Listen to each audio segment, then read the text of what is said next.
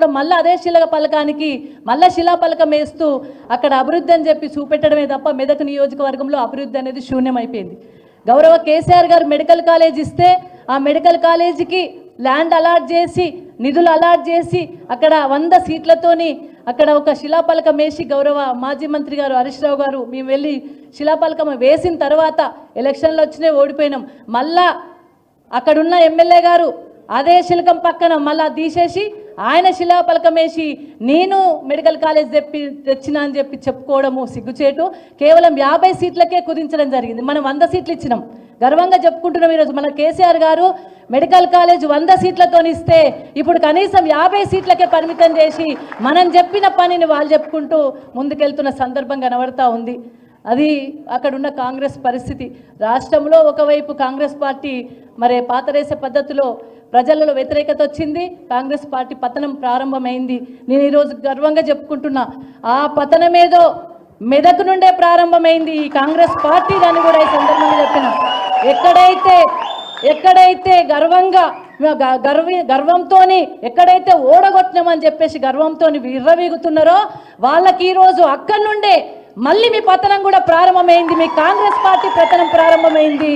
అక్కడి నుండే అక్కడ ఏదైతే ఇష్టం వచ్చిన హామీలు ఇచ్చి ప్రజలు మోసం చేసిండ్రో ఆ మోసాన్ని ఎండగట్టడానికి మాకు బలమైన శక్తిగా మళ్ళీ బీఆర్ఎస్ పార్టీ రాబోతుంది మెదక్ నుండి అనే ఈ సందర్భంగా నేను తెలియజేస్తా ఉన్నాను. మరి మా తమ్ముళ్ళు కూడా ఈరోజు వెళ్ళి మళ్ళీ అందరు కూడా స్వంత గూటికి వస్తున్నారు. ఆ స్వంత గూటికి వస్తున్న సందర్భంలో వాళ్ళందరికీ కూడా ఒక జిల్లా అధ్యక్షురాలుగా ఆ నియోజకవర్గ ఇన్ఛార్జిగా మీ అందరికీ కూడా వెల్కమ్ చేస్తూ, గతంలో సరే జరగవచ్చు రకరకాల సార్ కర్నూలు సావుకి 100 కారణాలు ఉండొచ్చు, నా ఓటమి కూడా 100 కారణాలు ఉన్నాయి సార్. దాంట్లో ఇది కూడా ఒక కారణం కావచ్చు, మనస్పర్ధలు కావచ్చు, ఏదైనప్పటికీ కూడా డెఫినెట్గా వాటి అన్ని సరిదిద్దుకొని సరిపుచ్చుకొని బీఆర్ఎస్ పార్టీని గులాబీ జెండాను మీద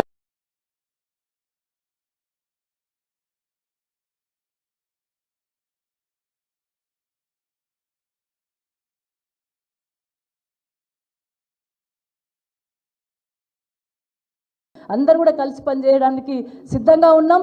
మళ్ళా మెదకుల గులాబీ రెపరెపలు ఆడేంత వరకు మేమందరం కూడా పనిచేస్తామని అందరూ ఒక్కతాటి మీదకి వచ్చి చెప్పడం జరిగింది సార్. వారందరూ కూడా ధన్యవాదాలు తెలియజేస్తున్నా.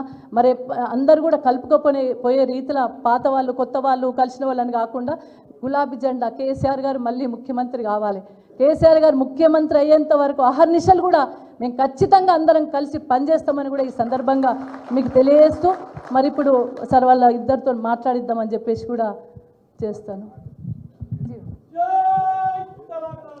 ఇప్పుడు యువ నాయకులు